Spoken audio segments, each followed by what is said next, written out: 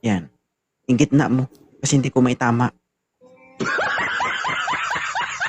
Yung gitna mo nga ni. Sige na, alalayan ko. Bumalik na naman sa gilid. Gail, ilang taon ka na? 40 pa. Ay, 46. Ilan na po anak mo?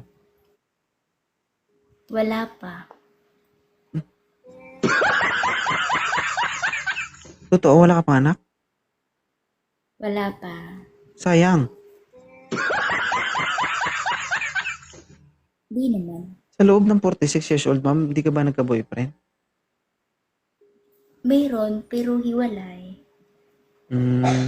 So, ibig sabihin, pumutok na yung abdo mo. Ha? Di pa naman. Hindi pa pumutok. Pero nagasgasan. Huwag ka dumikit dyan sa gilid, gumitna ka. Ang gigigil ako sa'yo. Kanina ka pa. Inayos ko lang.